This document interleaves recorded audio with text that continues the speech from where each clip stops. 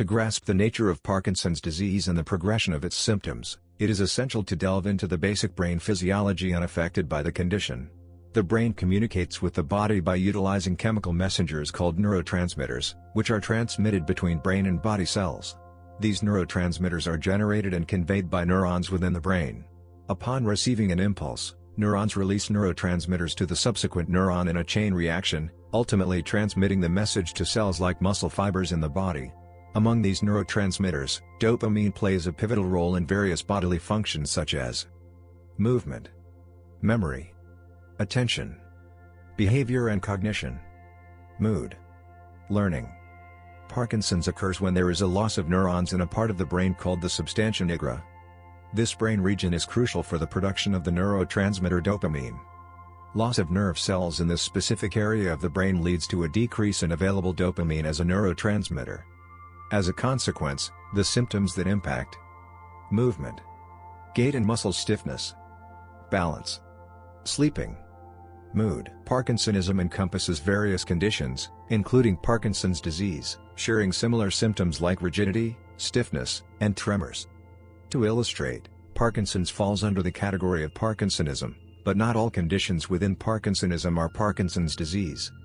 The primary forms of Parkinsonism include idiopathic Parkinson's. This refers to Parkinson's disease where the cause is unknown, constituting the most common type of Parkinsonism.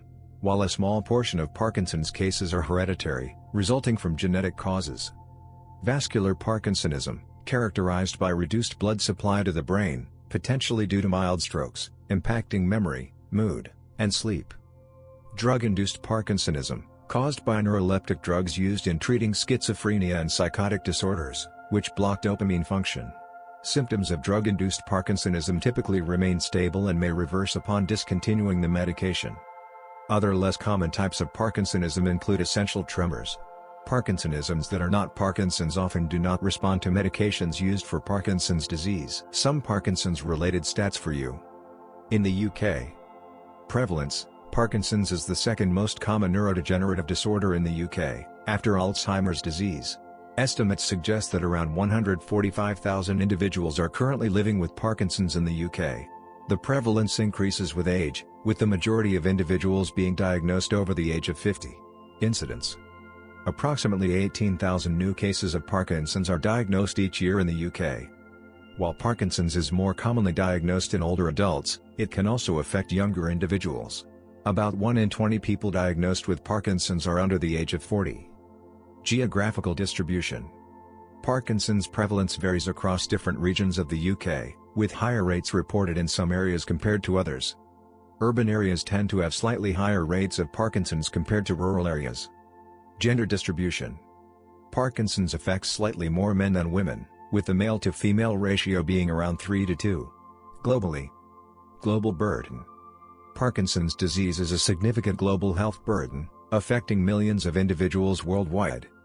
According to the Global Burden of Disease study, Parkinson's accounted for approximately 211,000 deaths globally in 2019.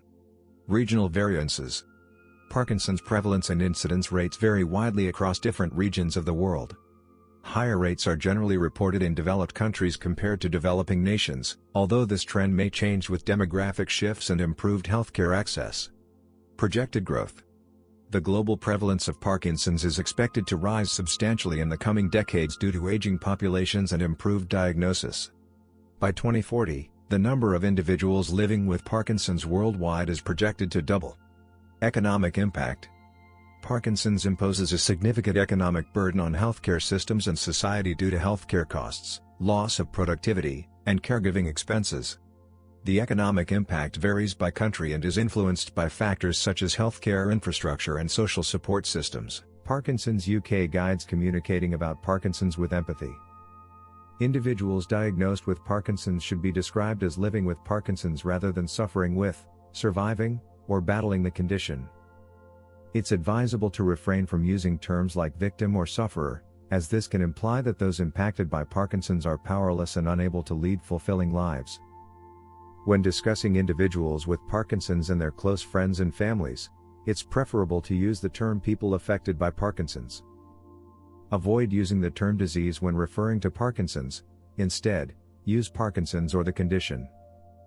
Use the term tremor to describe the symptom, and avoid using shaking or the shakes. When referring to individuals of retirement age, use older people instead of the elderly. While Parkinson's disease is the most common form of Parkinsonism, there are other factors associated with the development of Parkinsonism. These factors can include genetics. Some forms of Parkinsonism have a genetic component, meaning they can run in families.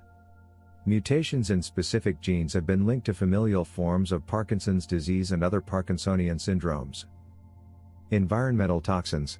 Exposure to certain environmental toxins, such as pesticides, herbicides, and industrial chemicals, has been implicated as a potential risk factor for developing Parkinsonism. However, the exact mechanisms by which these toxins contribute to the condition are not fully understood. Brain injury or trauma. Head injuries or trauma to the brain can increase the risk of developing Parkinsonism later in life. This association is particularly evident in cases of repeated head injuries, such as those sustained by athletes in contact sports like boxing or American football. Vascular disease. Vascular Parkinsonism is caused by reduced blood flow to the brain, often due to conditions like small vessel disease or multiple strokes. This can lead to damage in areas of the brain responsible for movement, resulting in Parkinsonian symptoms. Medications. Some medications, particularly antipsychotic drugs used to treat conditions like schizophrenia and bipolar disorder, can induce Parkinsonian symptoms as a side effect. This is known as drug-induced Parkinsonism and is usually reversible once the medication is discontinued. Other neurological conditions. Certain neurological disorders, such as progressive supranuclear palsy, PSP, multiple system atrophy, MSA, and corticobasal degeneration, CBD, can cause Parkinsonism as part of their symptom profile. These conditions are collectively referred to as atypical Parkinsonian syndromes. Infections. In rare cases, Parkinsonism may be triggered by viral or bacterial infections that affect the brain. For example, encephalitis or meningitis caused by infectious agents can lead to inflammation and damage in brain regions involved in movement control. Metabolic disorders. Some metabolic disorders, such as Wilson's disease and mitochondrial disorders, can present with Parkinsonian symptoms due to abnormalities in metabolic processes that affect the brain. Several genes have been associated with Parkinsonism, contributing to either the development of Parkinson's disease or other related disorders. Here are some of the key genes implicated in Parkinsonism, along with their associated inheritance patterns. SNCA, alpha-synuclein. This gene encodes the alpha-synuclein protein, which is a major component of Lewy bodies, abnormal protein clumps found in the brains of individuals with Parkinson's disease. Inheritance. Mutations in the SNCA gene can cause familial forms of Parkinson's disease, with an autosomal dominant inheritance pattern.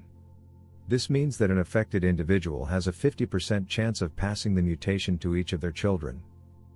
LRRK2, leucine-rich repeat kinase 2. Mutations in the LRRK2 gene are among the most common genetic causes of Parkinson's disease, particularly in certain populations.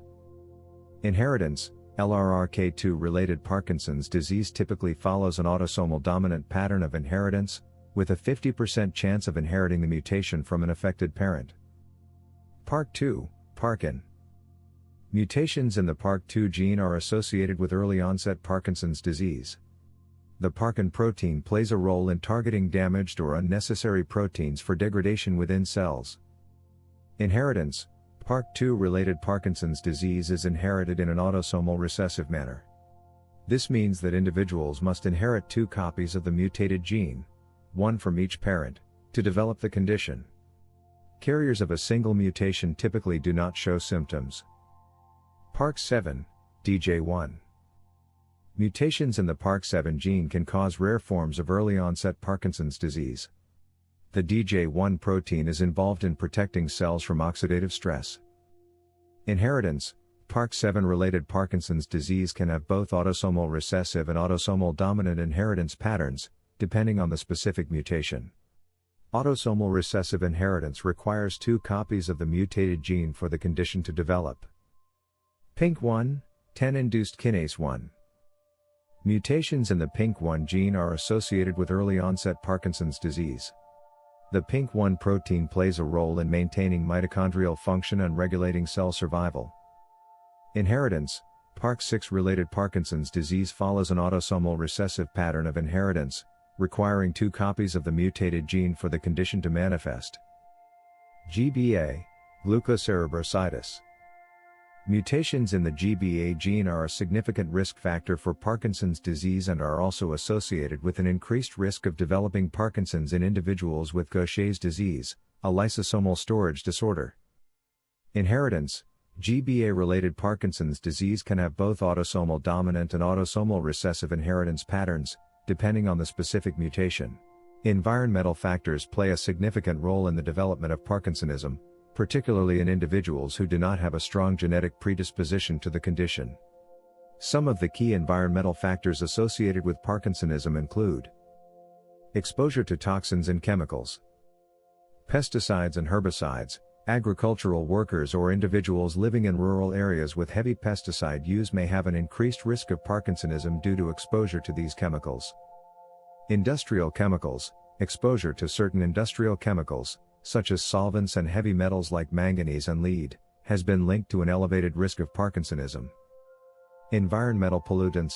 Air pollution, particularly exposure to particulate matter and certain airborne toxins, has been associated with an increased risk of developing Parkinsonism. Head trauma and brain injury.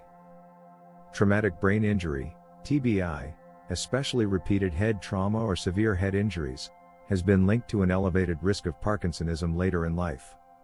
This association is particularly evident in individuals with a history of concussions, such as athletes participating in contact sports like boxing or American football. Viral infections and inflammatory processes. Some viral infections, such as encephalitis or viral meningitis, can lead to inflammation in the brain, potentially triggering Parkinsonian symptoms. Chronic inflammatory conditions or autoimmune disorders may also contribute to the development of Parkinsonism in some individuals. Diet and nutrition. Certain dietary factors have been implicated in the development of Parkinsonism. For example, excessive consumption of dairy products, red meat, or foods high in saturated fats may increase the risk. Conversely, diets rich in antioxidants, omega-3 fatty acids, and other nutrients found in fruits, vegetables, and fish may have a protective effect against Parkinsonism. Occupational exposures. Certain occupations, such as welding, farming, and manufacturing, may involve exposure to chemicals or toxins that increase the risk of developing Parkinsonism. Industrial workers in settings where there is exposure to heavy metals, solvents, or other hazardous substances may be at higher risk. Geographical location.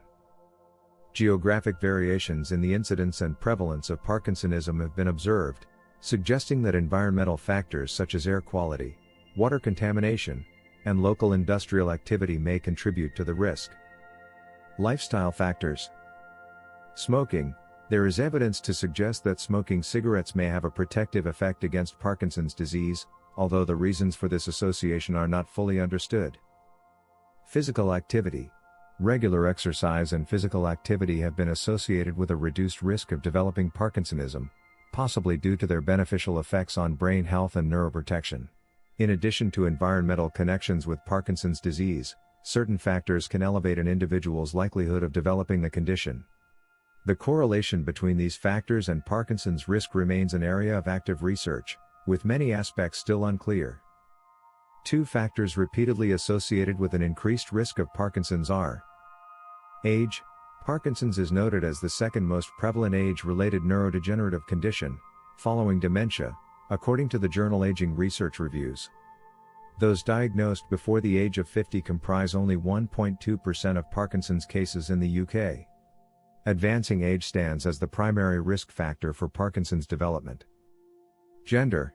Men exhibit a higher likelihood of developing Parkinson's compared to women, though the underlying reasons for this discrepancy remain unknown. Furthermore, several other factors appear to have a potential connection to Parkinson's risk, though their exact impact is not always fully comprehended. Factors that may contribute to an increased risk of Parkinson's include family history of Parkinson's, history of melanoma, consumption of dairy products, history of constipation, The relationship between Parkinsonism and melanoma, a type of skin cancer, has been the subject of scientific investigation.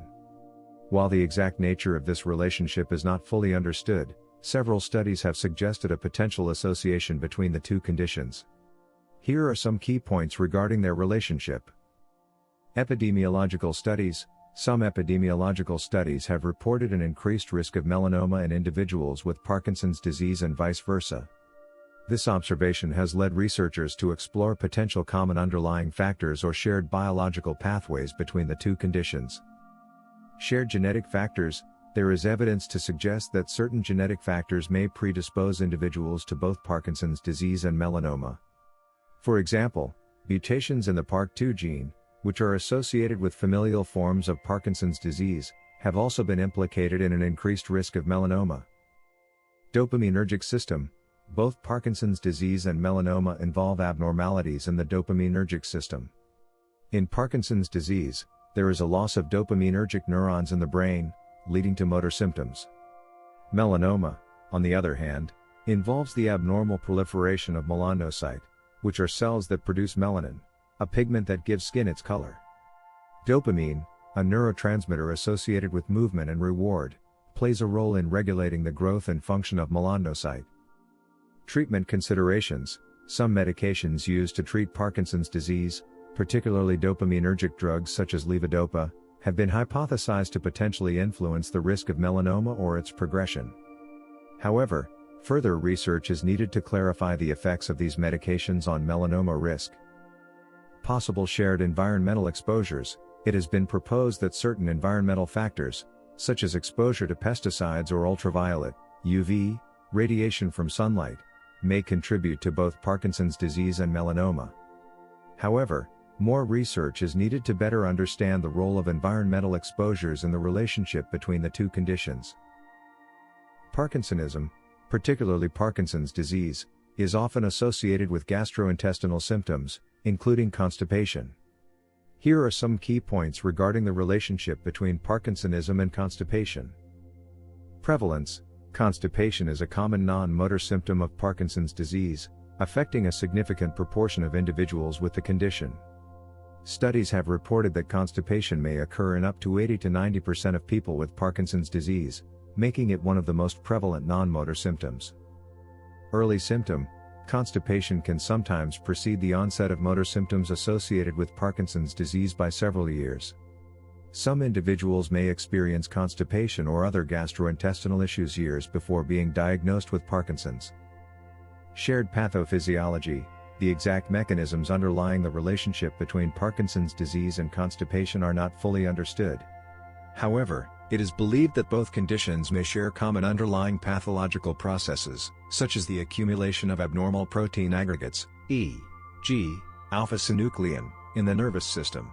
These pathological changes can affect the autonomic nervous system, which regulates various bodily functions, including bowel movements. Dopaminergic dysfunction. Dysfunction of the dopaminergic system, which is characteristic of Parkinson's disease, may also contribute to gastrointestinal symptoms like constipation. Dopamine plays a role in regulating gut motility and smooth muscle function in the gastrointestinal tract. Reduced dopamine levels in the brain can lead to impaired gut motility and slower transit times, contributing to constipation. Medication side effects. Some medications used to treat Parkinson's disease, particularly dopaminergic medications such as levodopa, can also contribute to constipation as a side effect. These medications may affect bowel function and transit times, leading to constipation in some individuals. Impact on quality of life. Constipation can significantly impact the quality of life of individuals with Parkinson's disease, leading to discomfort, abdominal pain, bloating, and reduced appetite. In some cases, severe constipation may also increase the risk of complications such as fecal impaction or bowel obstruction. Management. Management of constipation in individuals with Parkinson's disease typically involves a combination of lifestyle modifications, dietary changes, hydration, and medications. It is essential for healthcare providers to address constipation as part of comprehensive care for individuals with Parkinson's disease to improve overall well-being and quality of life. The development of Parkinsonism, including Parkinson's disease, is influenced by a complex interplay of multiple factors, including genetic, environmental, lifestyle, and neurobiological factors. These factors can collectively contribute to the onset and progression of Parkinsonism over the long term. Understanding how these factors interact can provide insights into both the risk factors that increase susceptibility to Parkinsonism and the protective factors that may mitigate its development. Here's how multiple factors interplay to influence Parkinsonism. Factors contributing to Parkinsonism. Genetic factors. Certain genetic mutations or variations have been associated with an increased risk of developing Parkinsonism. These genetic factors can influence various aspects of Parkinson's disease pathology, such as the aggregation of alpha-synuclein protein, mitochondrial dysfunction, and impaired protein degradation pathways. Environmental exposures. Exposure to environmental toxins, such as pesticides, herbicides, heavy metals, industrial chemicals, and air pollutants, has been linked to an elevated risk of Parkinsonism. These environmental factors can contribute to neuroinflammation, oxidative stress, and neurodegeneration in susceptible individuals. Age. Advancing age is the primary risk factor for Parkinson's disease, with the incidence and prevalence of the condition increasing with age. Age-related changes in the brain, including neurodegeneration, impaired protein clearance mechanisms, and mitochondrial dysfunction, may contribute to the development of Parkinsonism.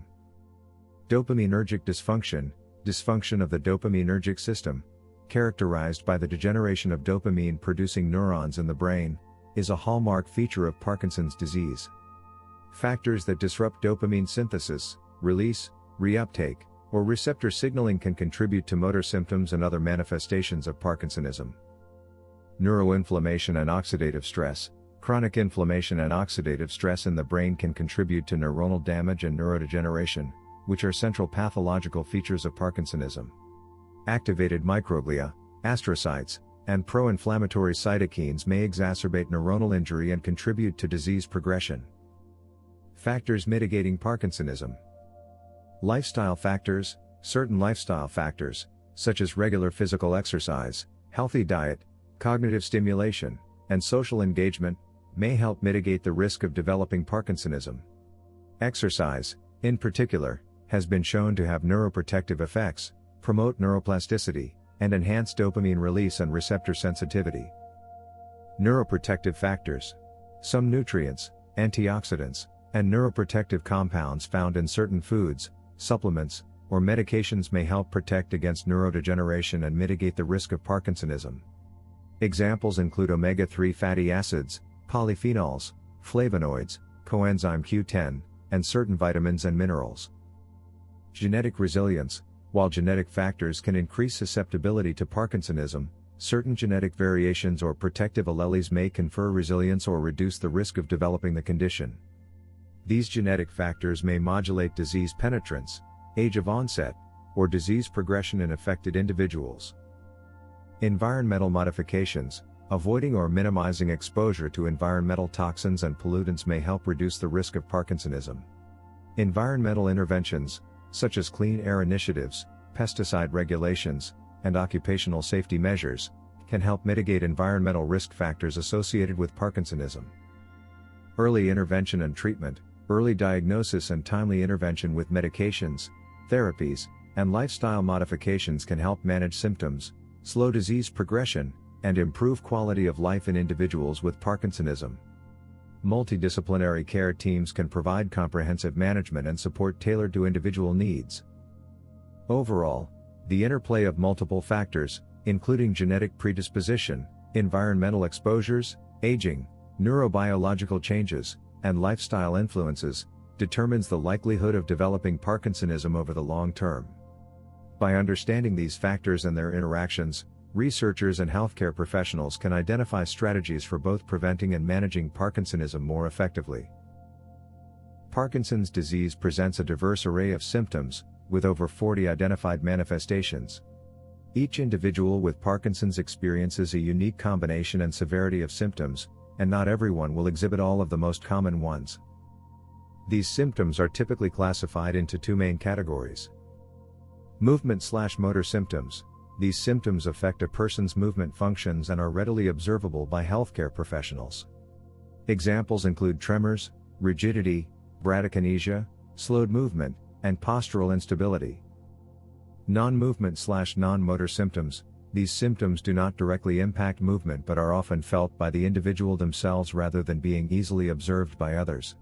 Non-motor symptoms can include issues such as cognitive impairment, mood changes, sleep disturbances, autonomic dysfunction, e.g., constipation, urinary problems, and sensory changes. Additionally, Parkinson's disease may also be associated with certain mental health challenges, which will be addressed in more detail later in this module. Common motor symptoms of Parkinson's disease include tremor. Tremor is often one of the most recognizable symptoms of Parkinson's disease. It typically appears as a rhythmic shaking or trembling, most commonly affecting the hands, fingers, arms, legs, jaw, or face. Tremors often occur at rest and may lessen with voluntary movement. Bradykinesia, slowed movement. Bradykinesia refers to a general slowness of movement and a decrease in the ability to initiate and execute voluntary movements. Individuals with Parkinson's disease may experience difficulty with tasks that require coordination and quick movements, such as walking, turning, or getting out of a chair. Rigidity. Rigidity is characterized by stiffness or inflexibility of the muscles and joints, leading to reduced range of motion and difficulty with movement. Rigidity can contribute to muscle pain, discomfort, and a sensation of stiffness in the limbs, neck, or trunk. Postural instability. Postural instability refers to difficulty maintaining balance and stability while standing or walking. Individuals with Parkinson's disease may experience a stooped posture, impaired balance control, and an increased risk of falls. Postural instability typically worsens as the disease progresses.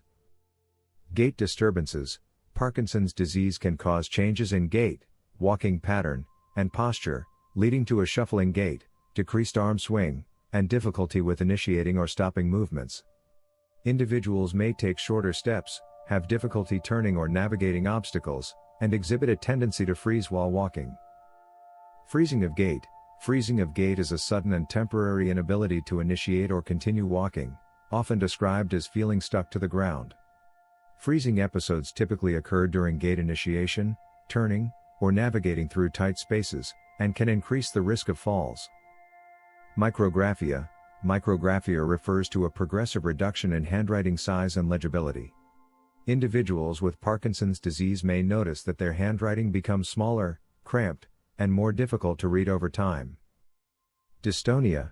Dystonia is a condition characterized by involuntary muscle contractions and abnormal postures or movements. It can manifest as sustained muscle spasms, twisting or repetitive movements, and abnormal postures of the limbs, neck, or trunk. Bradykinesia, tremor, and rigidity are the hallmarks of Parkinson's disease. Here's how bradykinesia affects individuals with Parkinson's disease. Difficulty initiating movements. Bradykinesia can make it challenging for individuals with Parkinson's disease to initiate voluntary movements. Tasks that require starting movement, such as getting out of a chair, standing up from a seated position, or beginning to walk, may be particularly difficult and may require extra effort and concentration. Reduced speed of movement. Movement in individuals with bradykinesia is typically slower and more sluggish compared to individuals without Parkinson's disease. This slowness can affect various activities of daily living, such as dressing, grooming, eating, and completing household chores. Simple tasks that were once performed quickly and effortlessly may now take significantly longer to accomplish. Impaired fine motor skills. Bradykinesia can also impact fine motor skills, leading to difficulties with tasks that require precision and coordination, such as buttoning a shirt, tying shoelaces, or writing.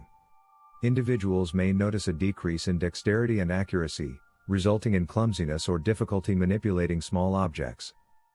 Masked facial expressions. Slowed facial movements, known as hypomimia or masked facies, are common in individuals with bradykinesia. Reduced facial expressions can give the appearance of a blank or emotionless face, making it difficult for others to interpret their emotions or intentions. Speech and swallowing difficulties. Bradykinesia can affect the muscles involved in speech and swallowing, leading to speech abnormalities, dysarthria, and swallowing difficulties, dysphagia. Individuals may speak softly, with a monotone voice, and may have trouble articulating words clearly. Swallowing problems can increase the risk of choking and aspiration pneumonia. Impact on mobility and balance. Slowed movement and reduced agility due to bradykinesia can impair mobility and balance, increasing the risk of falls and fall-related injuries. Individuals may experience a shuffling gait, decreased arm swing, and difficulty with turning or navigating obstacles, which can further compromise their independence and quality of life. Fatigue and frustration. The effort required to overcome bradykinesia and perform everyday tasks can be physically and mentally exhausting for individuals with Parkinson's disease. Persistent fatigue and frustration may result from the constant struggle to maintain mobility, independence, and a sense of normalcy despite the challenges posed by bradykinesia. Here's how tremor affects individuals with Parkinson's disease. Motor impairment. Tremor can cause involuntary shaking or trembling of the hands, arms, legs, jaw, or other parts of the body. This tremor can range from mild to severe and may occur at rest, during movement, or in specific positions. The tremor can interfere with fine motor skills, making tasks such as writing, eating, drinking, and buttoning clothes more challenging. Difficulty with activities of daily living. Tremor can significantly impact a person's ability to perform activities of daily living independently. Simple tasks such as pouring liquids, using utensils, dressing, and grooming may become increasingly difficult and require assistance. Tremor-related difficulties may lead to frustration, decreased self-esteem, and a sense of loss of control. Social and emotional impact. Tremor can affect social interactions and emotional well-being. Individuals with Parkinson's disease may feel self-conscious or embarrassed about their tremor, especially in public settings. They may avoid social gatherings or situations that draw attention to their symptoms, leading to social isolation and reduced quality of life. Safety concerns. Severe tremor can pose safety risks, particularly when performing activities that require precision or involve handling sharp objects or hot liquids. Tremor-related accidents, such as spills, falls, or injuries, may occur, increasing the risk of physical harm and reducing confidence in one's ability to perform daily tasks safely. Sleep disturbances. Tremor can interfere with sleep quality and duration, leading to sleep disturbances such as difficulty falling asleep, frequent awakenings, and restless sleep. Restless leg syndrome, a common non-motor symptom of Parkinson's disease, may exacerbate tremor-related sleep problems, further impacting overall well-being and daytime functioning. Medication management. Tremor may fluctuate in severity throughout the day, often in response to medication dosing. Individuals with Parkinson's disease may experience on periods when tremor is well controlled and off periods when tremor worsens due to medication wearing off. Optimizing medication regimens and timing may help minimize tremor-related fluctuations and improve symptom management. Quality of life. Tremor can significantly affect the overall quality of life of individuals with Parkinson's disease, impacting physical functioning, emotional well-being, social interactions, and independence. Effective management strategies, including medication adjustments, physical therapy, and assistive devices, can help alleviate tremor-related symptoms and improve overall quality of life. Here's how rigidity affects individuals with Parkinson's disease. Reduced range of motion. Rigidity can lead to a decreased range of motion in the affected muscles and joints, making it difficult for individuals with Parkinson's disease to move freely and perform everyday activities. Simple tasks such as getting out of bed, dressing, and reaching for objects may become challenging and require increased effort. Impaired mobility. Rigidity can impair mobility and flexibility, making it difficult for individuals to walk, turn, or change positions. The stiffness in the muscles can cause a feeling of slowness or heaviness in the limbs, contributing to a shuffling gait and reduced arm swing while walking. Rigidity may also increase the risk of falls and fall-related injuries. Muscle pain and discomfort. Rigidity can cause muscle pain, discomfort, and a sensation of tightness or stiffness in the affected muscles and joints. Individuals with Parkinson's disease may experience persistent muscle soreness, cramping, or spasms, which can interfere with daily activities and negatively impact quality of life. Difficulty with fine motor skills. Rigidity can affect fine motor skills and manual dexterity, making it challenging to perform tasks that require precise movements and coordination, such as writing, typing, buttoning clothes, or using utensils. The stiffness in the hands and fingers may lead to clumsiness, decreased hand grip strength, and difficulties manipulating objects. Postural abnormalities. Rigidity can contribute to postural abnormalities, such as stooped posture, flexed trunk, or forward-leaning posture, anticollis, which can affect balance, stability, and overall posture. These postural changes may increase the risk of falls and cause discomfort or pain in the back, neck, or shoulders. Fatigue and energy expenditure. The increased effort required to overcome rigidity and maintain mobility can be physically and mentally exhausting for individuals with Parkinson's disease. Constant muscle contraction and tension may lead to feelings of fatigue, weakness, and decreased energy levels, further impacting functional capacity and daily functioning. Difficulty with activities of daily living. Rigidity can significantly impair the ability to perform activities of daily living independently. Tasks such as bathing, dressing, grooming, and household chores may require assistance or modification to accommodate stiffness and reduced mobility. There are two main types of tremors associated with Parkinson's disease. Resting tremor. This type of tremor occurs when the body is at rest and relaxed, such as when sitting or lying down. A characteristic feature of resting tremor is the pill rolling movement, where it appears as though the individual is rolling a pill between their thumb and index finger. Resting tremor commonly affects the hands but can also involve the chin, face, lips, and legs. Action tremor. Action tremor occurs when the individual is engaged in a specific activity, such as drinking or reading. Unlike resting tremor, which occurs at rest, action tremor manifests during movement. Action tremor can affect various parts of the body, including the hands, arms, and legs. The National Tremor Foundation notes that tremors may intensify in response to stress or anxiety, and resting tremors often diminish when the affected limb is actively engaged in movement. According to the National Institute of Health and Care Excellence, NICE, approximately 70% of individuals diagnosed with Parkinson's disease exhibit a resting tremor at the time of diagnosis. Initially, tremors may affect only one side of the body, but as the disease progresses, they may become bilateral, affecting both sides. While tremors typically involve the hands initially, they can also extend to involve the chin, face, lips, and legs as Parkinson's disease advances. In Parkinson's disease, freezing refers to a sudden and temporary interruption or freezing of movement, typically occurring during gait, walking.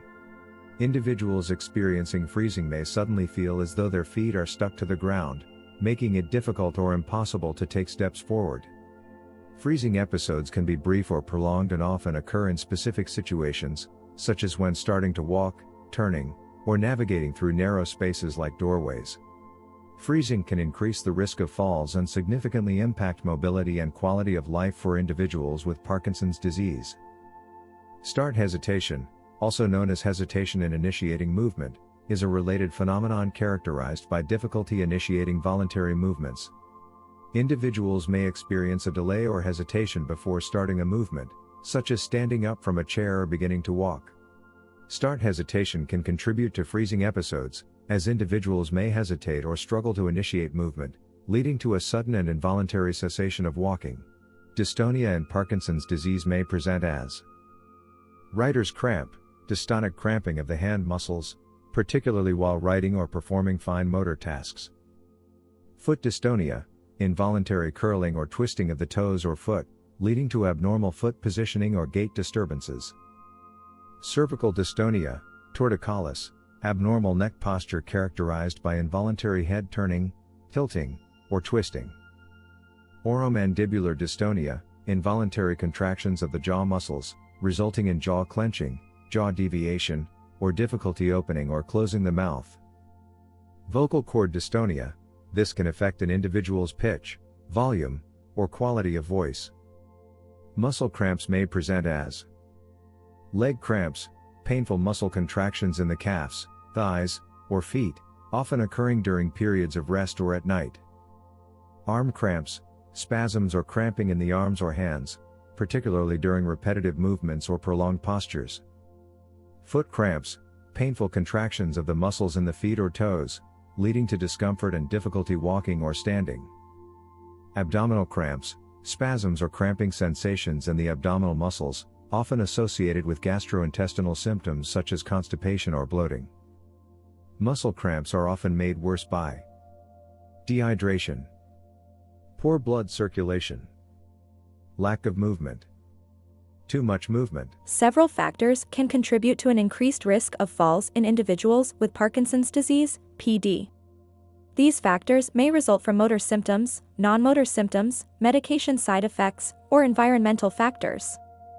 Common factors that can cause falls in Parkinsonism include gait and balance impairments. Parkinson's disease can lead to gait disturbances, such as shuffling steps, reduced arm swing, and festination, short, rapid steps, as well as postural instability and difficulty maintaining balance. These motor symptoms increase the risk of falls, particularly during walking or turning. Bradykinesia, slowed movement. Bradykinesia, or slowed movement, can affect the ability to react quickly to environmental changes or obstacles, increasing the risk of tripping or stumbling. Freezing of gait. Fog. Freezing of gait is a sudden, temporary inability to initiate or continue walking, often described as feeling stuck to the ground. Fog episodes can result in falls, particularly when attempting to start or turn while walking.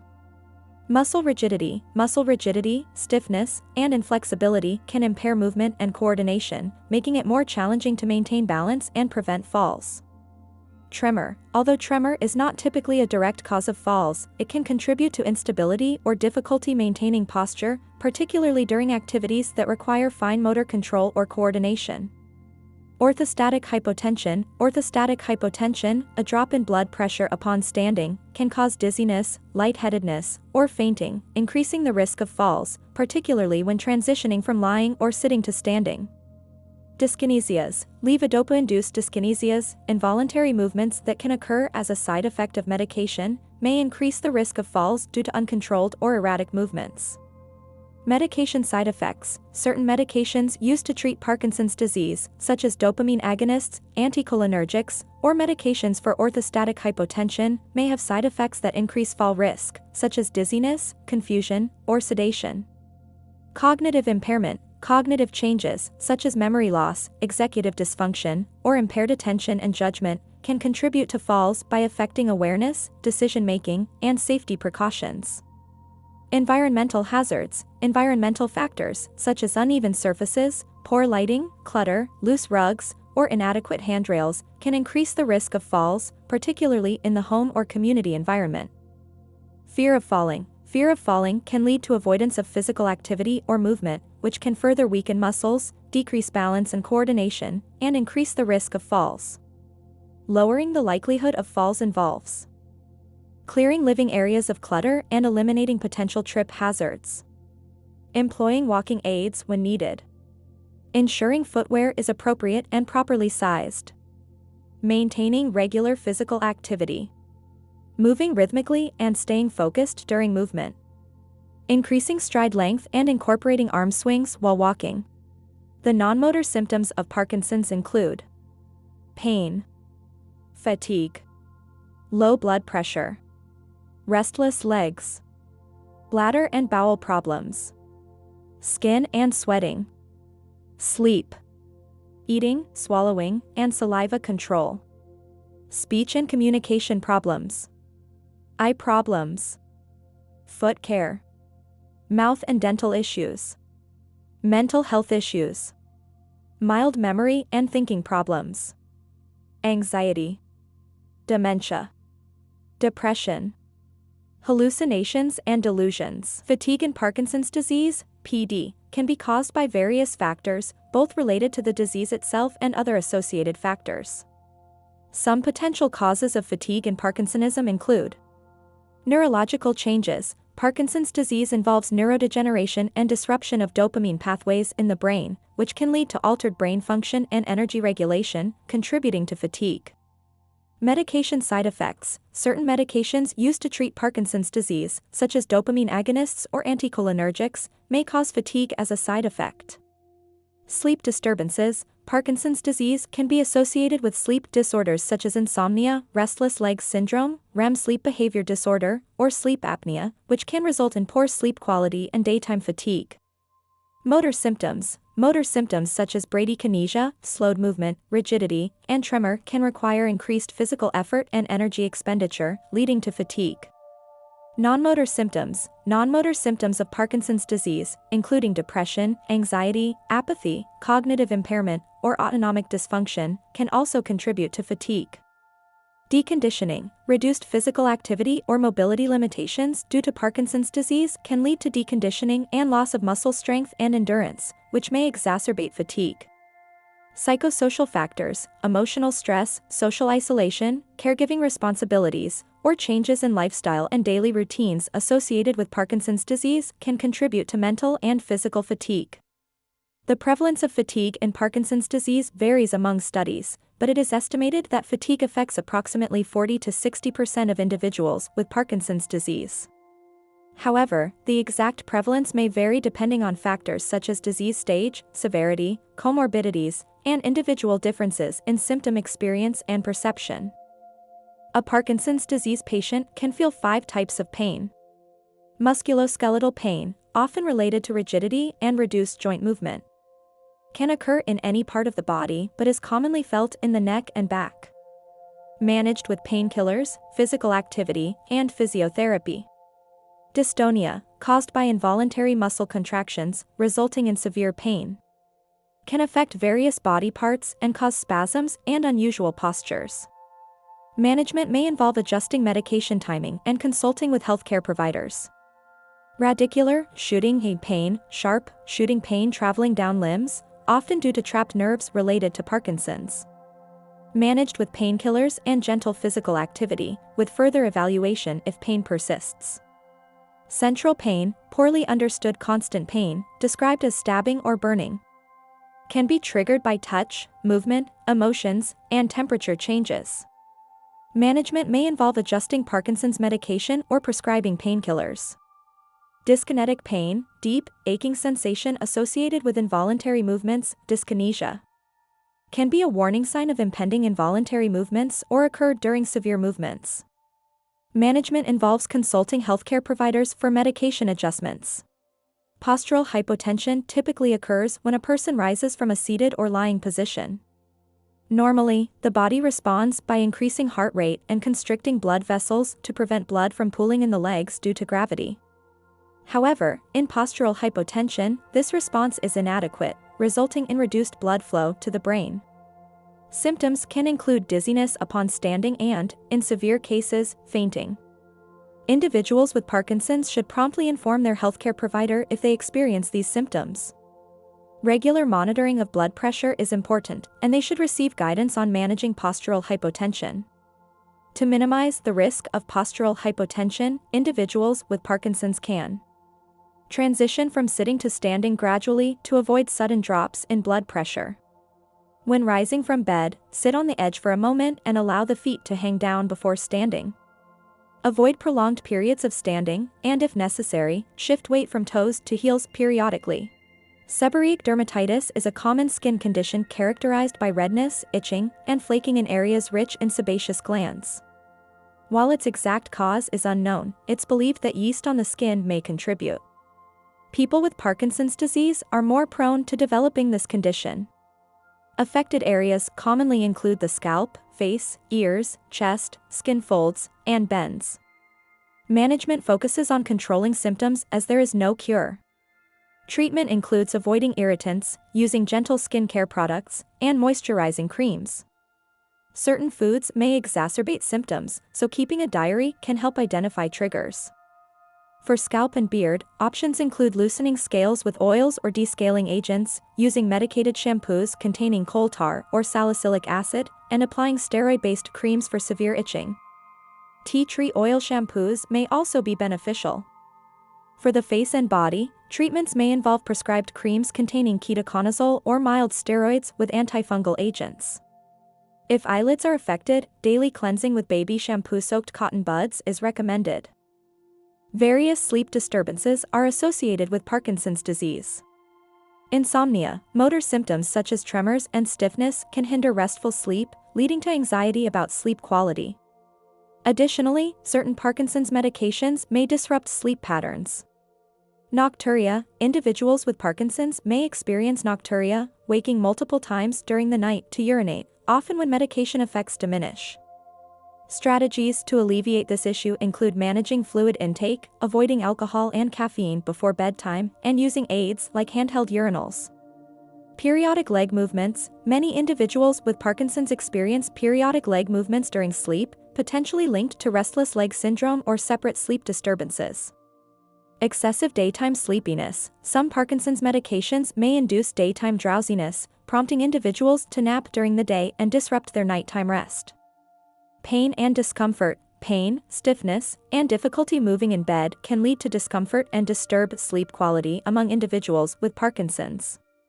REM sleep behavior disorder, RBD, is a sleep disorder characterized by the absence of normal muscle paralysis during REM, rapid eye movement, sleep, resulting in individuals acting out their dreams physically. In Parkinson's disease, RBD is relatively common, occurring in a significant proportion of patients.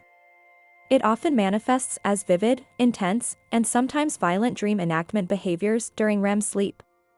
This disorder can pose safety risks to both the individual and their bed partner, potentially resulting in injuries.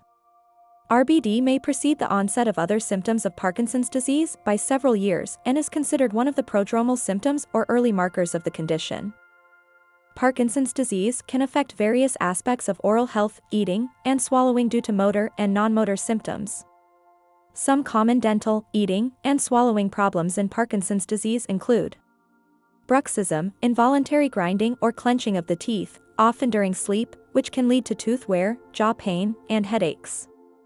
Dry mouth, xerostomia, reduced saliva production, which can result from both Parkinson's disease itself and certain medications used to manage symptoms. Dry mouth can increase the risk of dental decay, gum disease, and oral infections. Dysphagia, difficulty swallowing, which can occur due to muscle stiffness, weakness, or coordination problems in the throat and esophagus. Dysphagia may lead to choking, coughing while eating or drinking, and an increased risk of aspiration pneumonia. Impaired chewing and swallowing coordination. Parkinson's-related motor symptoms such as bradykinesia, slowed movement, rigidity, and tremor can affect the ability to chew food thoroughly and coordinate swallowing movements effectively. Loss of facial expression, hypomimia, reduced facial muscle movement and expression, commonly known as mask-like face, can impact lip closure, tongue movement, and overall oral function. Delayed gastric emptying, gastroparesis, slowed stomach emptying, which can occur in Parkinson's disease, may contribute to feelings of fullness, bloating, and discomfort after meals, affecting appetite and dietary intake. Changes in taste and smell perception. Parkinson's disease can alter taste and smell perception, leading to decreased appetite, changes in food preferences, and decreased enjoyment of eating. Oral medication management. Difficulties with fine motor skills and coordination may make it challenging for individuals with Parkinson's to handle oral medications, leading to medication non-compliance or difficulty achieving optimal therapeutic outcomes.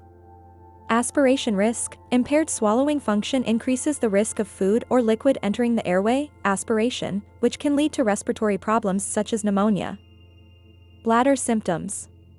Urge incontinence and nocturia represent the prevalent bladder issues encountered in Parkinson's disease, stemming from disruptions in the brain's communication with the bladder. Urge incontinence involves a sudden and urgent need to urinate, often occurring without prior warning, making it challenging to delay urination and reach the restroom promptly. Nocturia, while a typical part of aging, exceeds the usual nighttime urinary frequency, potentially linked to an overactive bladder or increased urine production. In Parkinson's, nocturia may disrupt sleep patterns either by awakening the individual to urinate or resulting in unintentional bladder emptying during sleep. The effectiveness of Parkinson's medications may diminish overnight, exacerbating difficulties in managing nocturia promptly. Bowel symptoms. Constipation is when your stools become hard and difficult to pass, or when you have bowel movements less frequently than you've had before. Constipation is common in people with Parkinson's. Some people don't recognize it as a problem because it has become normal for them. Constipation can be caused by the following. Parkinson's symptoms. Slowness of movement and rigidity affect the muscles in the bowel wall, so food is not moved along in the bowel. Not going to the toilet in time or not going to the toilet when you need to. The longer the stool remains in the body, the more fluid is reabsorbed through the bowel wall, making it dry. This can make it harder to push out stools. A lack of physical activity. If you find it difficult to move around or exercise, this can also mean your bowel isn't stimulated to work properly. Eating problems. If you find it difficult to chew and swallow food, it's harder to have a diet with plenty of fiber, which helps to keep stools soft and easy to pass. Not drinking enough fluids. This can cause stools to be harder and more difficult to pass. This can get worse during hot weather. Medication. Some medication makes constipation worse. It might be your Parkinson's drugs or other types of medication, such as antidepressants or prescription painkillers. Muscle problems. Parkinson's can affect the muscles in different parts of the body. It might become more difficult for you to contract your abdominal muscles, and the anal sphincter may not relax at the right time to allow you to pass the stool easily. Sometimes, the sphincter tightens when it should relax, which can make emptying the bowels difficult. Individuals with Parkinson's disease may encounter difficulties in communication, including ensuring clarity and intelligibility of their speech. This may involve the need to speak slowly to prevent slurring or inaccuracies in tone. Projecting their voice adequately. Despite feeling as though they are speaking loudly, individuals with Parkinson's may find their voices remain soft and subdued due to diminished muscle movements. Participating in conversations may pose challenges, as it might take longer for individuals with Parkinson's to formulate words or gather their thoughts. They may feel overshadowed in discussions if their voice lacks projection, impacting their confidence and potentially fostering feelings of isolation. Nonverbal communication may also be affected by motor symptoms, leading to altered posture and facial expressions. This can cause misunderstandings and cause others to overlook important cues. Written communication may present difficulties, as tremors or muscle stiffness can affect handwriting, resulting in less legible and often smaller writing. Addressing these communication challenges in Parkinson's disease may require adjustments in speech patterns, utilizing alternative communication methods, and fostering understanding and patience from those interacting with individuals with Parkinson's. Changes in thinking and memory can manifest as increased forgetfulness or slower recall of information. For instance, one might enter a room without remembering why or struggle to recall names. While such changes are common with aging due to decreased processing speed in the brain, they may be more pronounced in individuals with Parkinson's. Alongside forgetfulness, confusion, difficulty concentrating, or decision-making challenges may arise. Although these symptoms may not significantly disrupt daily life initially, their exacerbation could impact everyday activities. Symptoms such as multitasking difficulties, decreased attention span, challenges with using technology or reading maps, and sluggish thought processes may lead to a feeling of disorganization or confusion, particularly under stress. Parkinson's affects individuals uniquely, and not everyone will experience the same cognitive symptoms or their combination. If such symptoms arise, a Parkinson's specialist might diagnose mild cognitive impairment associated with Parkinson's. Seeking guidance from a specialist doctor or Parkinson's nurse is advisable to explore potential interventions to alleviate symptoms. Severe cognitive impairment affecting daily functioning may lead to a diagnosis of Parkinson's dementia, although not all individuals with cognitive changes progress to this stage. Parkinson's dementia shares symptoms with dementia with Lewy bodies, including difficulties with visual and practical tasks, slowed thinking, changes in sleep patterns, visual hallucinations, diminished interest in activities, and mood disturbances such as anxiety or depression. Anxiety and depression in Parkinsonism. Recognizing the symptoms of anxiety is crucial for prompt treatment. Individuals with anxiety may experience sensations like a looming sense of fear, persistent worry, difficulty focusing, an inability to unwind, and disrupted sleep patterns. Physical manifestations of anxiety may include sweating, rapid heart rate, chest tightness, dizziness, trembling, digestive issues, headaches, reduced appetite, dry mouth, muscle tension, and restless legs leading to sleep disturbances. Prolonged anxiety can lead to feelings of hopelessness, impairing daily functioning. In some cases, symptoms of depression may also manifest alongside anxiety. Depression extends beyond temporary feelings of sadness or frustration, typically involving enduring feelings of profound despair over weeks or months, varying in severity from mild to severe. According to NICE, depression may affect up to 50% of individuals with Parkinson's, although the exact reasons for this increased risk are not entirely clear. Studies suggest a potential correlation between reduced dopamine levels in Parkinson's patients and a heightened susceptibility to depression and anxiety. Moreover, the symptoms and progression of Parkinson's disease itself can contribute to feelings of anxiety and depression, alongside issues such as sleep disruptions and fatigue. Depression can manifest as apathy, feelings of hopelessness or anxiety, low energy levels, decreased appetite, suicidal ideation, and feelings of worthlessness or guilt. Consequently, depression can significantly impact an individual's emotional state and behavior, potentially leading to social withdrawal and self-neglect. Hence, addressing depression within the framework of holistic care is essential and should involve collaboration with the individual's medical team. If significant cognitive impairments start hindering your daily activities, your Parkinson's specialist might diagnose you with Parkinson's dementia.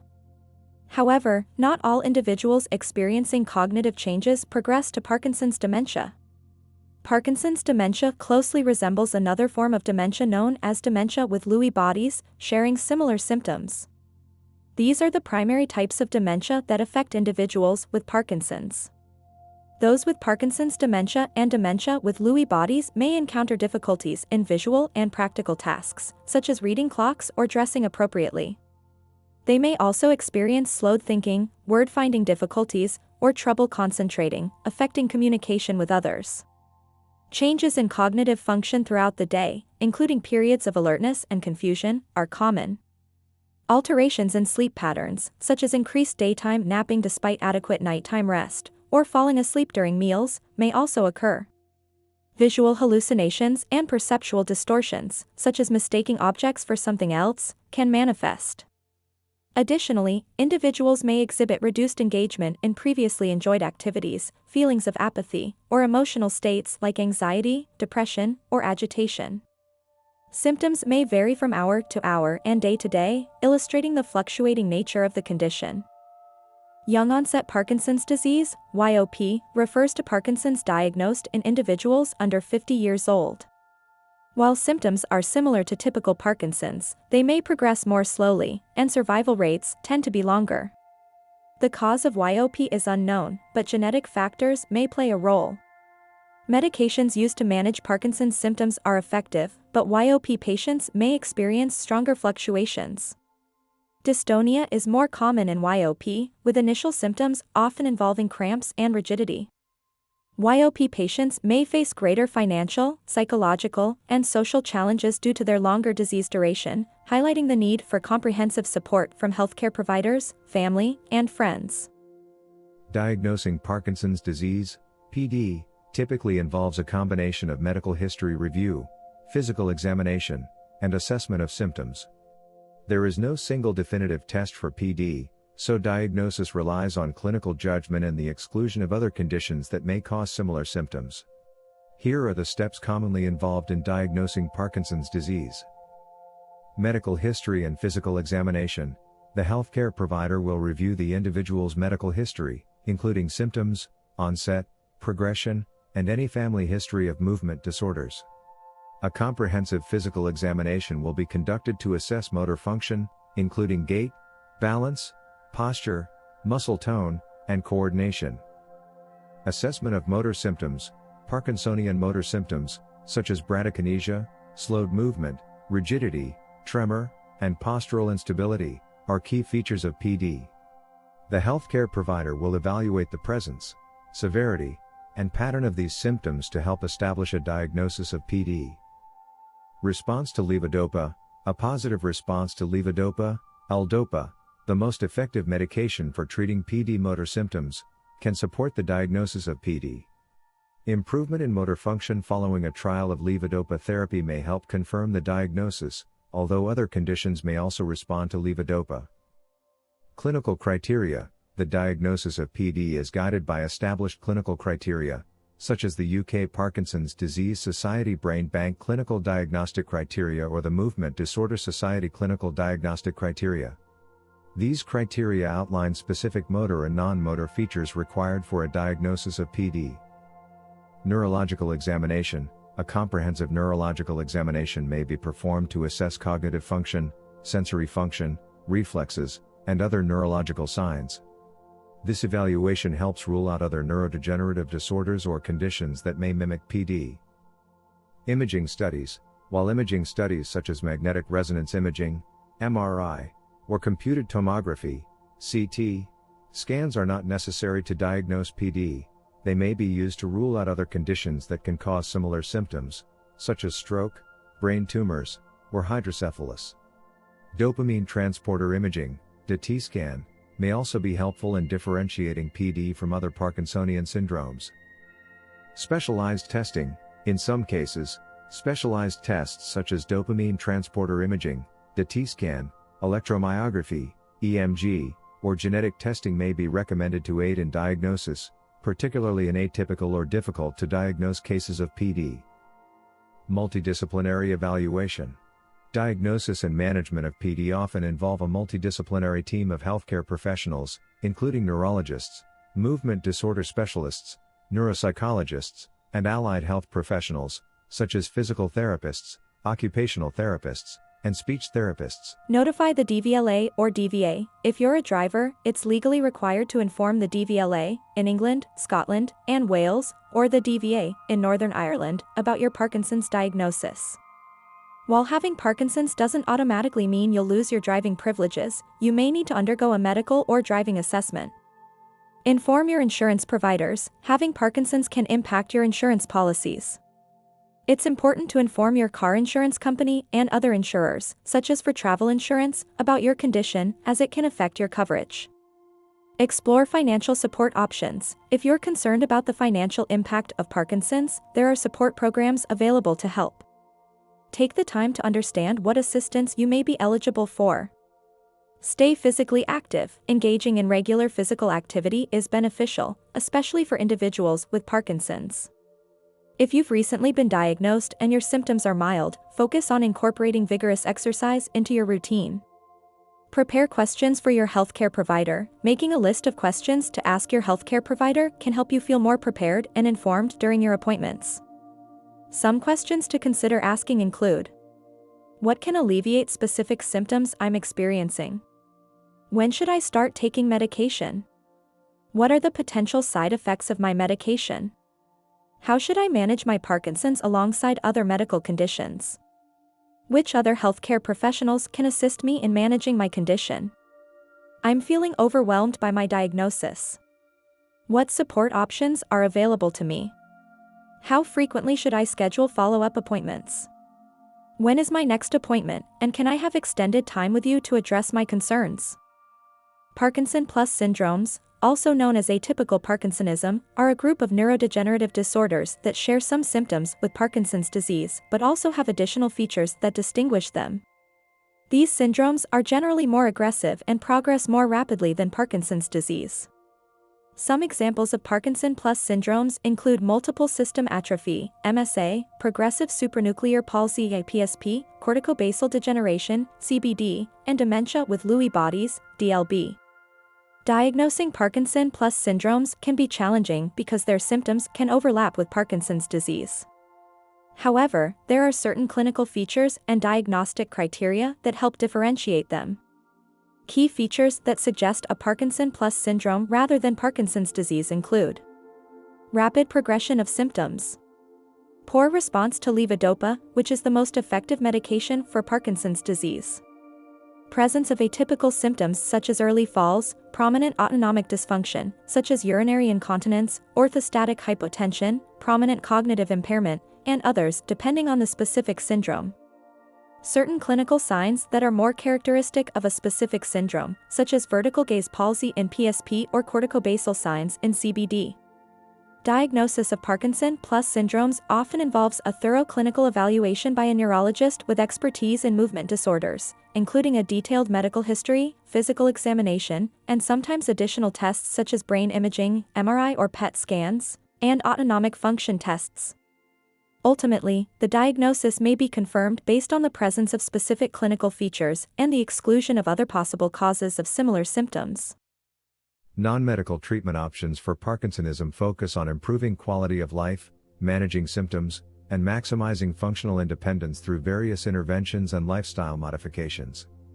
These non-medical approaches can complement medication and other medical treatments and may include physical therapy. Physical therapy exercises and rehabilitation programs can help improve mobility, balance, flexibility, and overall motor function. Therapists may provide personalized exercise regimens, gait training, stretching exercises, and strategies to enhance coordination and posture. Occupational therapy. Occupational therapists can assist individuals with Parkinsonism in adapting their living environment and daily activities to optimize independence and safety. They may recommend assistive devices, home modifications, ergonomic aids, and techniques to simplify tasks and conserve energy. Speech therapy. Speech therapists, speech-language pathologists, can address speech and swallowing difficulties commonly associated with Parkinsonism. Therapy may include exercises to strengthen or coordinate the muscles involved in speech and swallowing, strategies to improve articulation and vocal projection, and techniques to manage drooling or choking risks. Exercise programs. Regular physical exercise, such as walking, swimming, cycling, tai chi, yoga, or dance, can have numerous benefits for individuals with Parkinsonism. Exercise can improve cardiovascular health, muscle strength, flexibility, balance, and mood, and may help slow disease progression and reduce the risk of falls. Nutrition counseling. Registered dietitians or nutritionists can provide dietary guidance and recommendations tailored to the unique nutritional needs and challenges of individuals with Parkinsonism. A balanced diet rich in fruits, vegetables, whole grains, lean proteins, and healthy fats can support overall health and well-being. Psychological support, counseling, support groups, and psychotherapy can help individuals with Parkinsonism and their caregivers cope with the emotional, psychological, and social challenges associated with the condition. Addressing feelings of anxiety, depression, stress, and adjustment to life changes can improve overall mental health and quality of life. Mind-body practices, mindfulness meditation, relaxation techniques, deep breathing exercises, and other mind-body practices can promote stress reduction, emotional resilience, and overall well-being. These practices may help manage symptoms such as anxiety, sleep disturbances, and mood fluctuations. Social support and engagement. Maintaining social connections, participating in social activities, and engaging in hobbies and interests can provide emotional support, reduce feelings of isolation, and enhance quality of life for individuals with Parkinsonism. Support groups, community programs, and online forums can also offer valuable peer support and resources. Sleep hygiene. Establishing healthy sleep habits and routines, such as maintaining a consistent sleep schedule, creating a comfortable sleep environment, limiting caffeine and alcohol intake, and practicing relaxation techniques before bedtime, can improve sleep quality and overall well-being. Caregiver support and education. Providing education, resources, and support for caregivers of individuals with Parkinsonism is essential for maintaining their well-being and ability to provide effective care. Caregiver support groups, respite care services, and caregiver training programs can offer valuable assistance and relief. Several medications are commonly used in the management of Parkinson's disease to alleviate symptoms, increase dopamine levels, and improve motor function. These medications can be classified into different categories based on their mechanisms of action and therapeutic effects. Some of the main classes of medications used for Parkinson's disease include levodopa, L-Dopa. Levodopa is the most effective medication for controlling the motor symptoms of Parkinson's disease, particularly bradykinesia, slowed movement, and rigidity. Levodopa is converted into dopamine in the brain, replenishing depleted dopamine levels. Levodopa is often combined with a peripheral dopa decarboxylase inhibitor, such as carbidopa or benserside, to enhance its effectiveness and reduce side effects. Dopamine agonists. Dopamine agonists are medications that mimic the effects of dopamine in the brain by binding to dopamine receptors. These medications can help alleviate motor symptoms and are often used as adjunctive therapy to levodopa.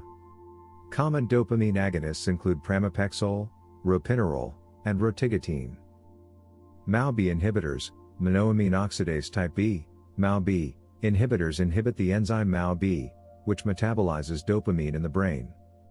By inhibiting MAO-B, These medications increase dopamine levels and help alleviate motor symptoms. Examples of MAO-B inhibitors include selegiline and rasagiline. COMT inhibitors, catechol-O-methyltransferase, COMT, inhibitors block the enzyme COMT, which metabolizes levodopa. By inhibiting COMT, these medications prolong the effects of levodopa and reduce motor fluctuations.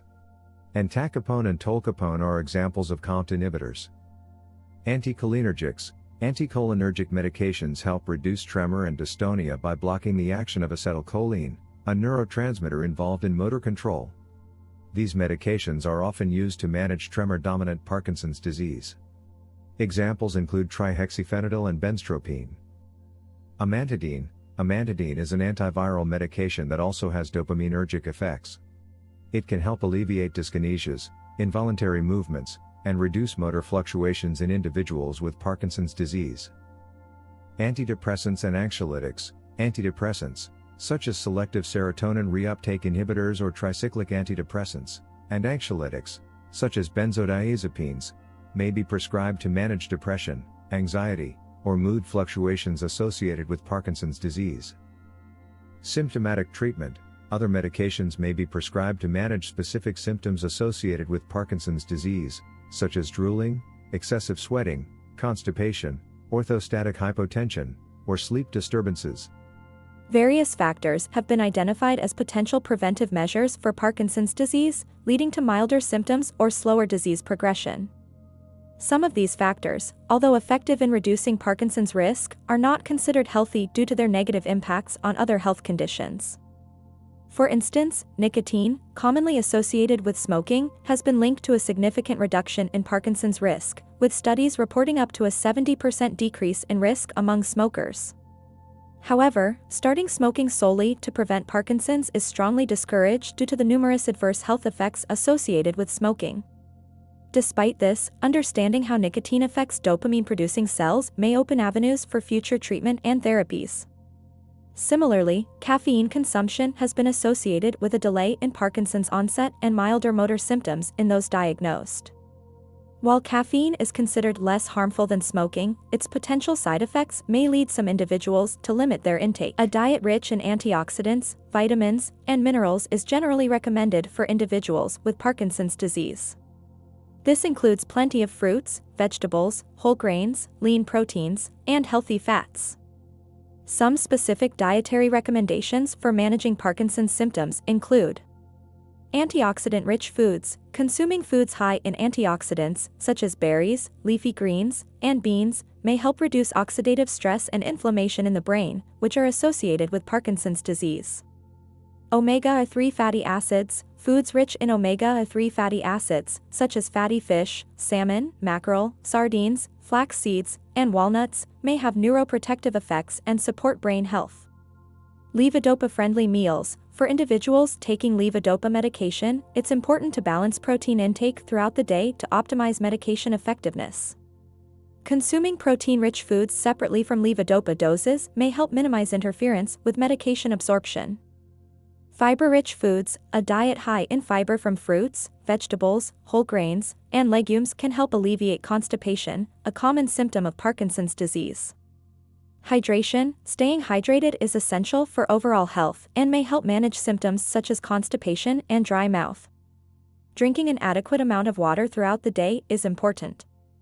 Balanced nutrition. Maintaining a well-balanced diet that provides essential nutrients, vitamins, and minerals is crucial for overall health and supporting the body's functions, including those affected by Parkinson's disease. Individualized approach. Since Parkinson's symptoms and medication responses can vary from person to person, it's essential to tailor dietary recommendations to each individual's needs and preferences. Levodopa, a naturally occurring chemical in the body, is converted into dopamine within the brain, serving as a foundation for dopamine production. Prescribed early on for many Parkinson's patients, levodopa medication is typically initiated at a low dosage, gradually increased until symptoms are managed effectively. Improving symptoms like stiffness and slow movement, levodopa replenishes dopamine levels in the brain, often resulting in noticeable symptom relief. However, over time, levodopa's efficacy diminishes due to ongoing loss of dopamine-producing cells, necessitating more frequent dosing. While resistance to levodopa doesn't occur, its effectiveness wanes as Parkinson's progresses. Possible side effects of levodopa include wearing off, symptoms reappear before the next dose.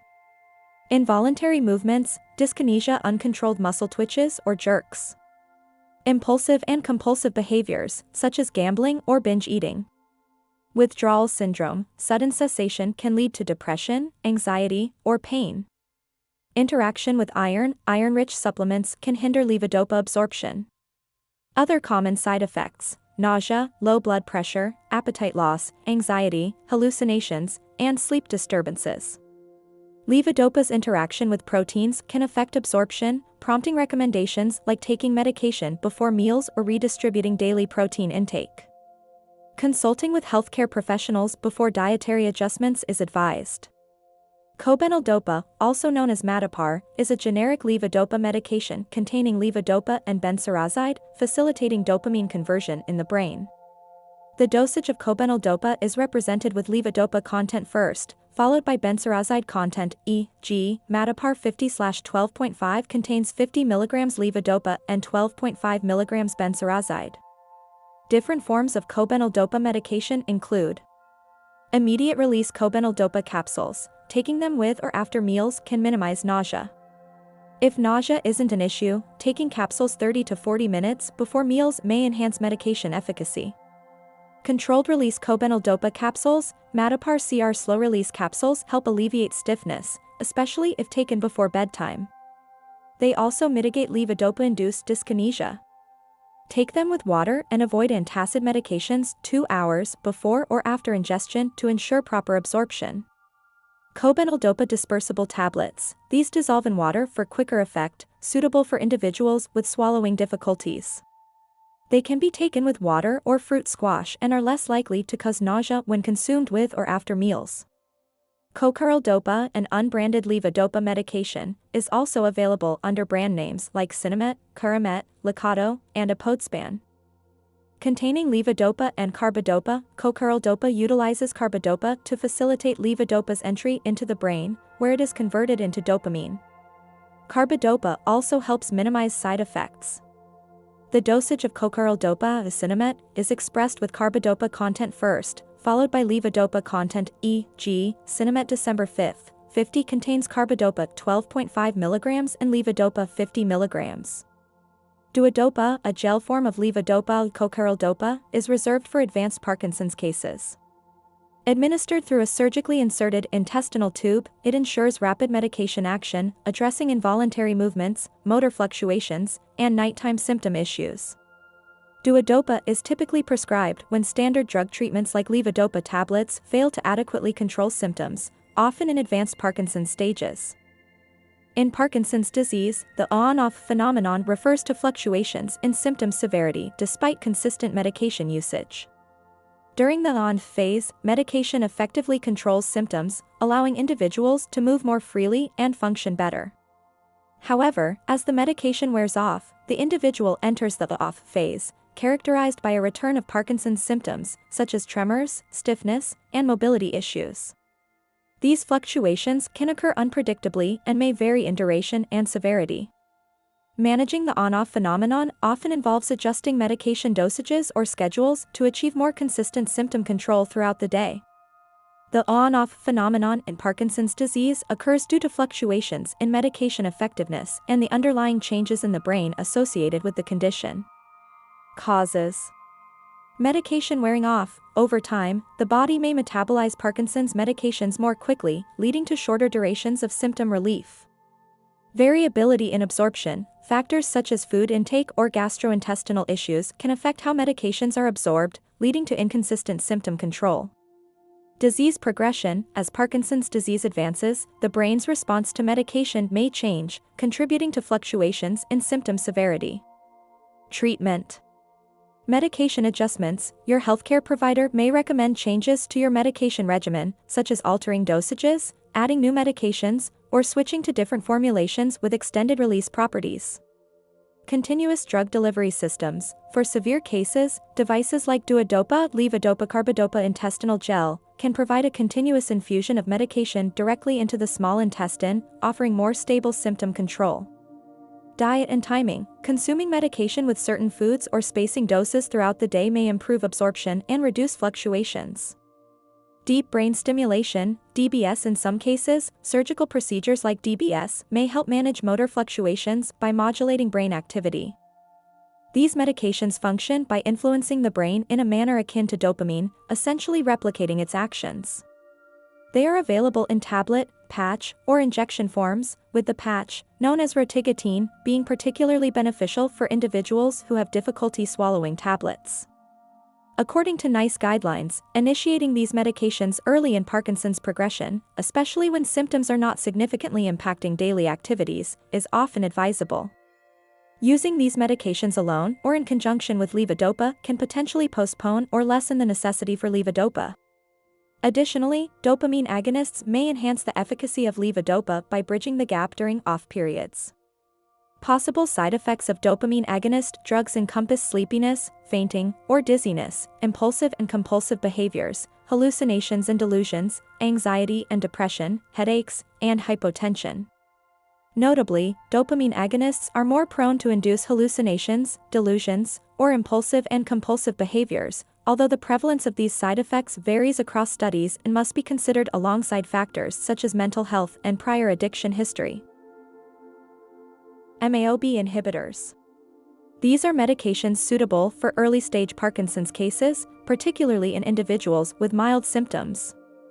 They function by obstructing an enzyme in the brain responsible for eliminating unused dopamine, thereby enhancing the brain's utilization of available dopamine. Unlike levodopa and dopamine agonists, MAOB inhibitors can be initiated without the need for gradual dose escalation. These medications can be used in conjunction with levodopa or as a means to mitigate or postpone the necessity for levodopa.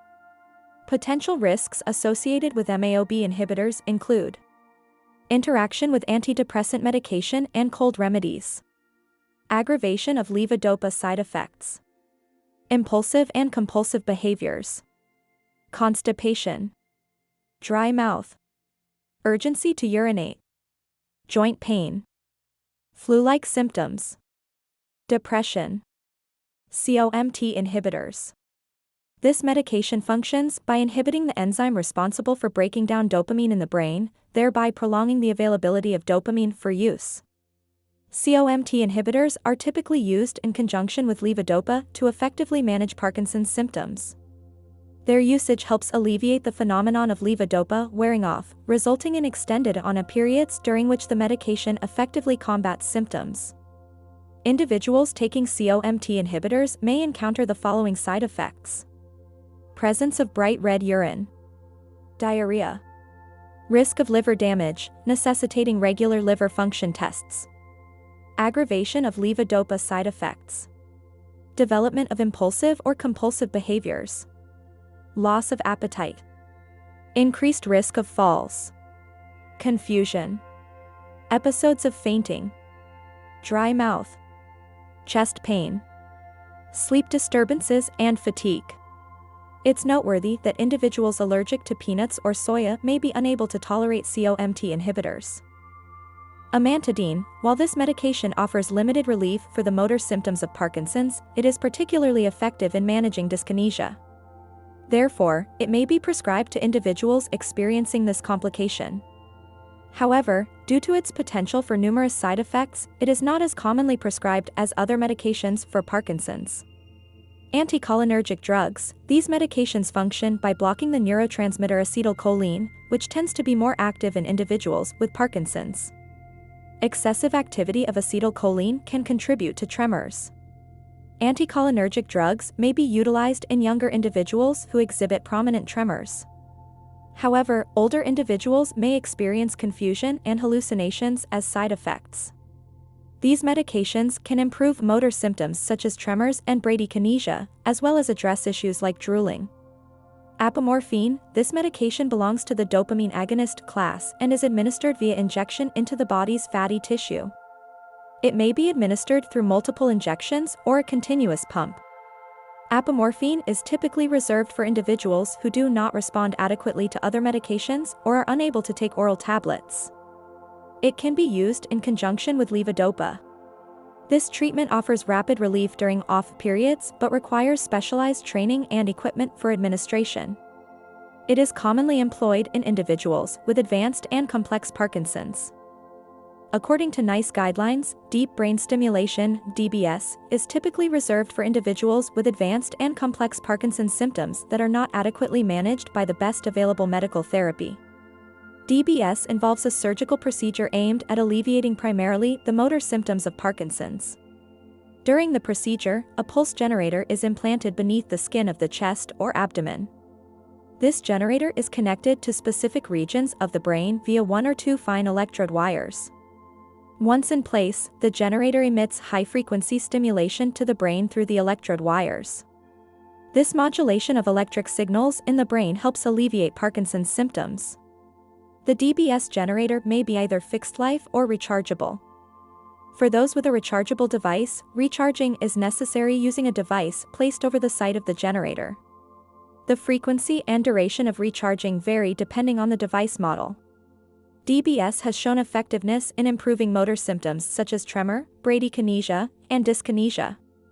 Although there are risks associated with the procedure, the likelihood of these complications is minimal and may include stroke, infection, device malfunction, and headache. Complementary therapies may offer support and symptom relief for individuals with Parkinson's disease, although their effectiveness varies from person to person. Some complementary therapies that have shown promise in reducing Parkinson's symptoms include exercise, regular physical activity, including aerobic exercises, strength training, and balance exercises, can help improve mobility, flexibility, and overall well-being. Tai Chi, yoga, and dance therapy are also beneficial for balance and coordination. Mind-body practices, relaxation techniques such as meditation, mindfulness, and deep breathing exercises can help reduce stress, anxiety, and depression, which are common in Parkinson's disease. Acupuncture. Some studies suggest that acupuncture may help alleviate symptoms such as tremors, stiffness, and pain in people with Parkinson's. However, more research is needed to confirm its effectiveness. Massage therapy. Massage can help reduce muscle stiffness, improve circulation, and promote relaxation. It may also alleviate pain and improve sleep quality in individuals with Parkinson's. Music therapy. Listening to music or participating in music therapy sessions can improve mood, reduce anxiety, and enhance movement and coordination in people with Parkinson's disease. Art therapy. Engaging in creative activities such as painting, drawing, or sculpting can provide a sense of accomplishment, reduce stress, and improve mood and cognitive function. Dietary supplements. Some supplements, such as coenzyme Q10, vitamin D, and omega-3 fatty acids, have been studied for their potential benefits in Parkinson's disease. However, it's essential to consult with a healthcare provider before taking any supplements, as they may interact with medications or have adverse effects. Aromatherapy. Certain essential oils, such as lavender or peppermint, may help alleviate symptoms such as anxiety, insomnia, or muscle stiffness when used in aromatherapy or massage. While there is no universally accepted staging system for Parkinson's disease, the following is a commonly used framework. Stage 1. Early Parkinson's disease, mild symptoms. In the early stage, individuals may experience mild motor symptoms that are typically unilateral, affecting one side of the body. Symptoms such as tremor, bradykinesia, slowed movement, and rigidity may be present but are often subtle and may not significantly interfere with daily activities. Non-motor symptoms such as mild fatigue, slight changes in mood or cognition, and minor postural changes may also be noticeable. Stage 2. Moderate Parkinson's disease, bilateral symptoms. In the moderate stage, motor symptoms become more pronounced and may affect both sides of the body. Tremor, bradykinesia, and rigidity are more noticeable and may begin to interfere with daily tasks and mobility. Individuals may experience difficulties with balance, posture, and coordination, increasing the risk of falls. Non-motor symptoms such as sleep disturbances, constipation, and mood fluctuations may become more prominent. Stage 3. Advanced Parkinson's disease, impaired balance and mobility. In the advanced stage, motor symptoms significantly impact mobility and balance. Walking may become slower and more difficult, with a shuffling gait and reduced arm swing. Postural instability increases, leading to an increased risk of falls and fall-related injuries. Daily activities such as dressing, hygiene, and eating may require assistance or modifications to accommodate motor impairments. Non-motor symptoms such as cognitive decline, speech and swallowing difficulties, and autonomic dysfunction, e.g., urinary problems, may worsen. Stage 4, severe Parkinson's disease, limited mobility and functioning.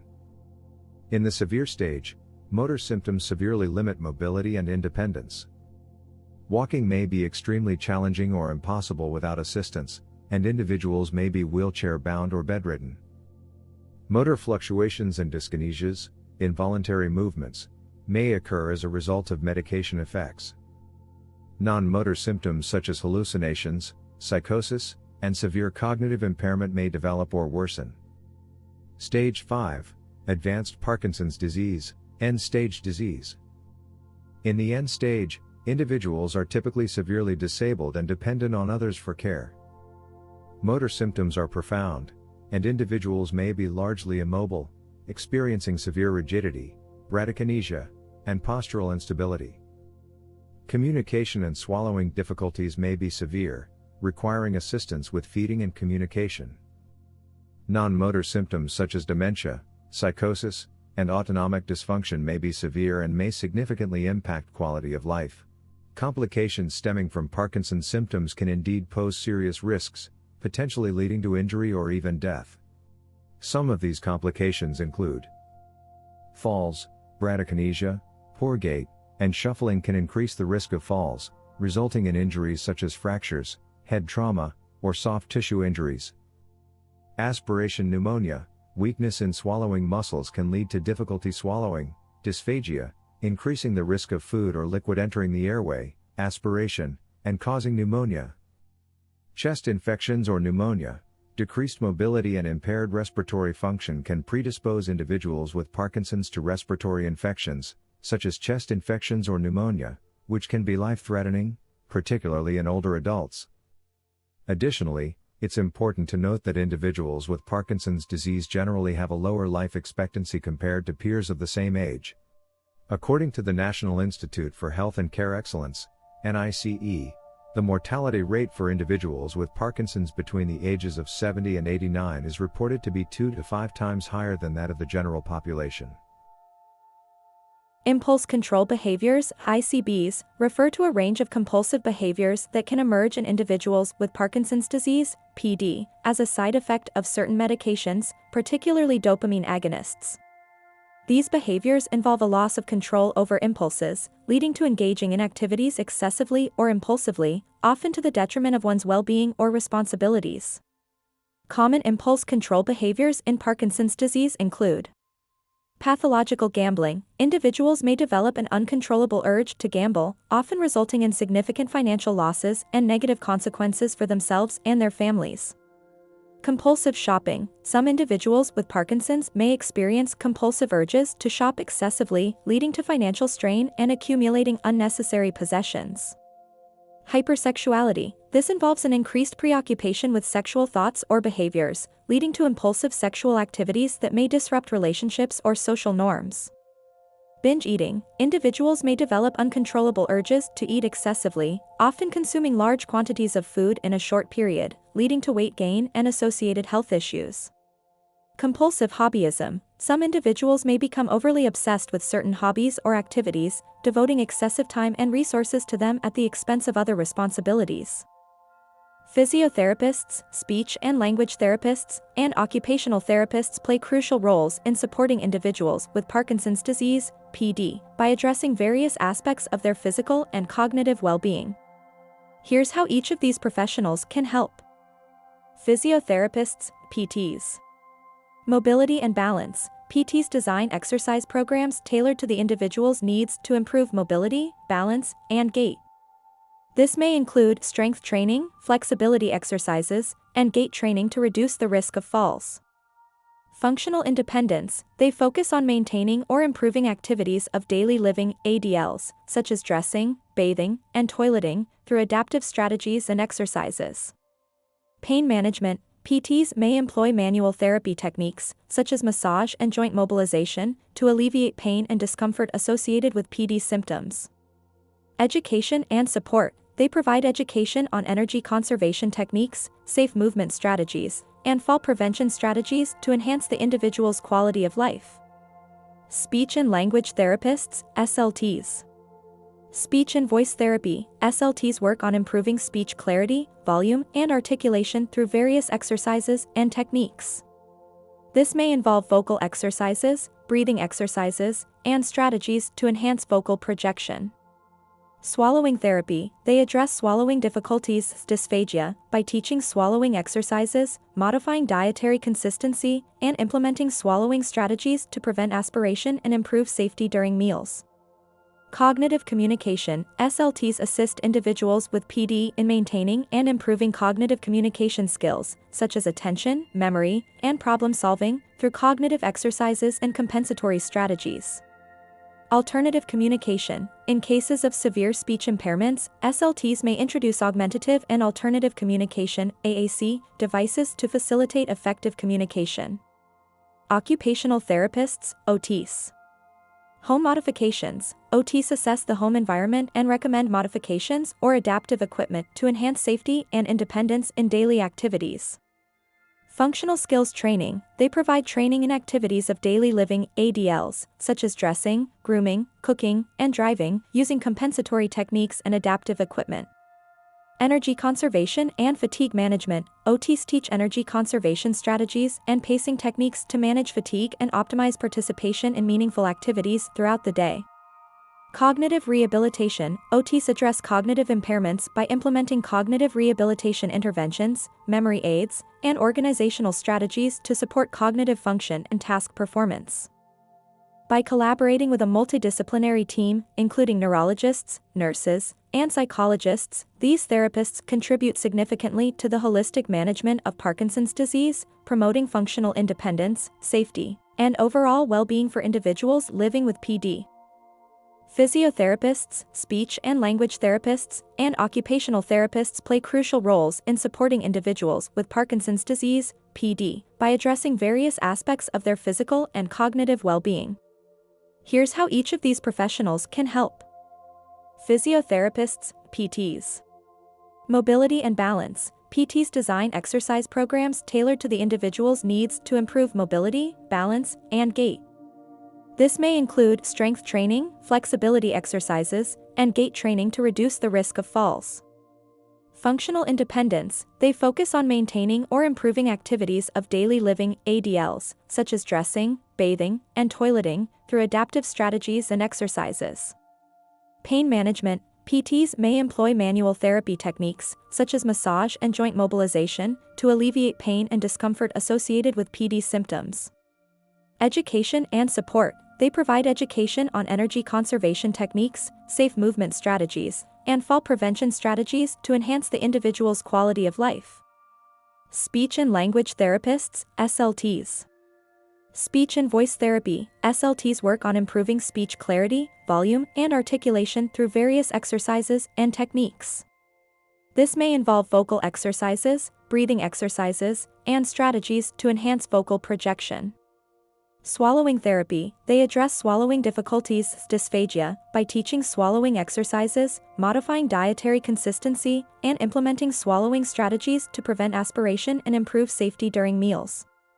Cognitive communication. SLTs assist individuals with PD in maintaining and improving cognitive communication skills, such as attention, memory, and problem-solving, through cognitive exercises and compensatory strategies. Alternative communication. In cases of severe speech impairments, SLTs may introduce augmentative and alternative communication (AAC) devices to facilitate effective communication. Occupational therapists, OTs. Home modifications. OTs assess the home environment and recommend modifications or adaptive equipment to enhance safety and independence in daily activities. Functional skills training. They provide training in activities of daily living, ADLs, such as dressing, grooming, cooking, and driving, using compensatory techniques and adaptive equipment. Energy conservation and fatigue management. OTs teach energy conservation strategies and pacing techniques to manage fatigue and optimize participation in meaningful activities throughout the day. Cognitive rehabilitation. OTs address cognitive impairments by implementing cognitive rehabilitation interventions, memory aids, and organizational strategies to support cognitive function and task performance. By collaborating with a multidisciplinary team, including neurologists, nurses, and psychologists, these therapists contribute significantly to the holistic management of Parkinson's disease, promoting functional independence, safety, and overall well-being for individuals living with PD. Planning for the future is important for everyone, but it can feel particularly urgent for those with chronic conditions like Parkinson's disease. Here are some important affairs to consider. Making a will. Creating a will with the guidance of a solicitor ensures that your assets and belongings are distributed according to your wishes after you're gone. Without a will, distribution may be determined by law rather than your preferences. Lasting power of attorney. LPA. An LPA is a legal document that grants another person the authority to make decisions about your health, care, and/or finances if you become unable to do so yourself. It's crucial to choose someone trustworthy and reliable for this role. Advanced decision. This document outlines your preferences regarding specific medical treatments, such as life support, in case you become incapacitated. It's legally binding and can be updated as needed. Alternatively, some people opt for an advanced statement, which expresses their wishes without legal binding. It's important to note that according to the Mental Capacity Act 2005, a person is presumed to have capacity unless assessed otherwise. Therefore, decisions about capacity should be made through appropriate assessment. Being open about your healthcare preferences with your medical team and loved ones is essential. Shared decision-making and discussions about future treatment and palliative care ensure that your wishes are respected and your treatment is appropriate. While discussing these matters may be challenging, it ultimately empowers your loved ones to advocate for you effectively in the future.